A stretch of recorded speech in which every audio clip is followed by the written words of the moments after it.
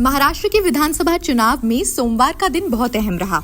इस दिन मराठा आरक्षण आंदोलन की अगुवाई करने वाले मनोज जरांगे पाटिल ने चुनाव मैदान से हटने का ऐलान कर दिया है। ये एक ऐसा घटनाक्रम था जिसकी उम्मीद शायद किसी को भी नहीं थी और निश्चित रूप से लोगों को उनके इस फैसले से हैरानी हुई।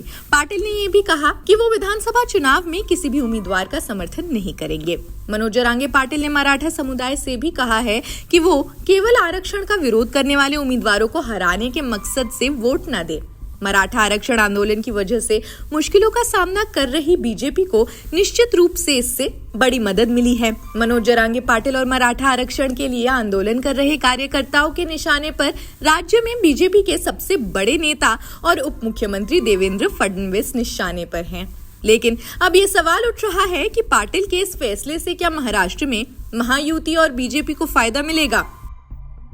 महाराष्ट्र में जिस तरह से हालात पिछले 3 साल से थे उसमें बीजेपी के लिए चुनाव लड़ना मुश्किल हो रहा था। लोकसभा चुनाव के नतीजों में जब बीजेपी और उसकी अगुवाई वाले महायुति गठबंधन की सीटें घटी तो ये माना गया कि महायुति को मराठा आरक्षण आंदोलन की वजह से नुकसान हुआ है।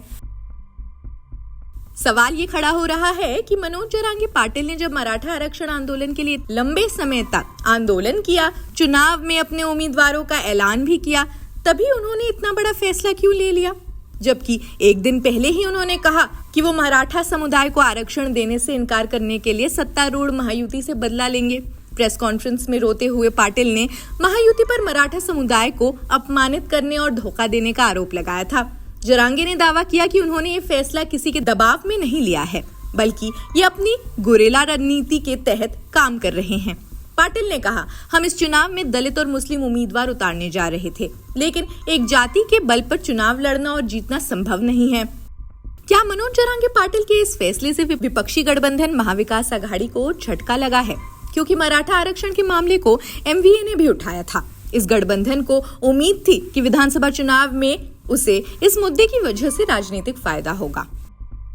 बताना होगा, महाराष्ट्र में मराठा आरक्षण आंदोलन की वजह से मराठा और ओबीसी समुदाय आमने सामने आ गए थे। इन दोनों ही समुदायों के बीच तनाव के हालात थे। महाराष्ट्र में मराठा समुदाय की आबादी 30 से 32% है, जबकि ओबीसी समुदाय की आबादी 40% के आसपास है।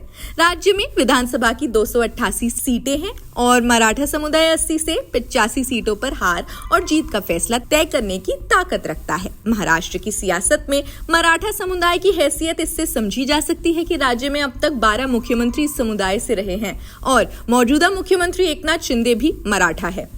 पाटिल के इस फैसले के बाद महाराष्ट्र में बीजेपी के एक नेता ने इंडियन एक्सप्रेस से बातचीत में कहा कि ये हमारे लिए असली दिवाली है। बीजेपी के प्रवक्ता प्रवीण दारकेकर ने बातचीत में पाटिल के इस फैसले का समर्थन किया। मराठा क्रांति मोर्चा के एक प्रमुख नेता ने इंडियन एक्सप्रेस से बातचीत में कहा, उन्हें पिछले कुछ दिनों से ऐसा लग रहा था कि मनोज जरांगे पाटिल यू टर्न ले सकते हैं। निश्चित रूप से मनोज जरांगे पाटिल का ये फैसला फडणवीस को बहुत राहत देने वाला है। मराठा आरक्षण के आंदोलन पर लाठीचार्ज के लिए उन्हें जिम्मेदार ठहराया गया था। खैर, इस खबर में बस इतना ही। आप अपने विचार कमेंट सेक्शन में जरूर रखें और देश दुनिया की सभी खबरों के लिए जुड़े रहिए जनसत्ता के साथ। शुक्रिया।